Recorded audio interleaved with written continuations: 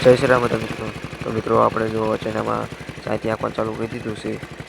જો આ 4-5 પાળિયા હાઈક નાખ્યા છે. ને જે આ બધું જો આંકવાનું બાકી છે. આપણે જો આ શનિવારે કરીને ધીમા ધીમા આંકવાનું ચાલુ કરી દીધું છે.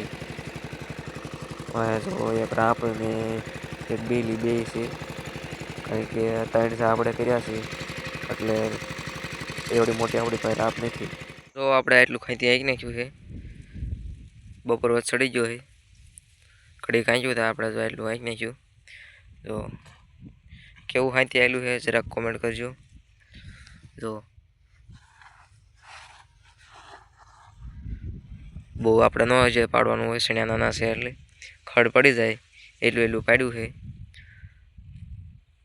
જે થોડાક એટલું અડધું પડધું હાંચ્યું અડધું જે બાકી છે.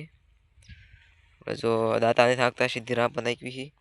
જો રાપ આવડી છે દીની એટલી એટલે થોડી કાંઈ કરે છે 3 સા કર્યા છે એટલે રાપ નાની પડે એટલે બે ન્યા ચડાવી દીધી.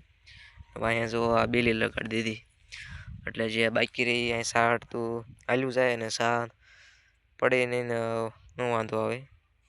આવી રીતના હાંકી નાખવી ને પછી પાઈ દેવાય. તો કેવું સાહિત્ય હાલે છે જરાક કોમેન્ટ કરજો.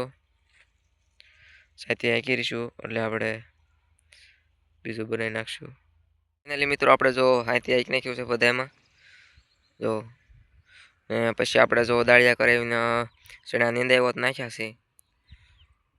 જો એટલે ચણા આપણે એકદમ ચોખ્ખા થઈ જશે ને પછી આપણે પાવાનું ચાલુ કરી દેવી. તો આપણો વ્લોગ અહીંયા પૂરો થાય છે. આપણો વ્લોગ ગમ્યો હોય તો લાઈક શેર અને સબસ્ક્રાઈબ કરી નાખજો. મળીએ આવતા વ્લોગમાં. જય જવાન જય કિસાન.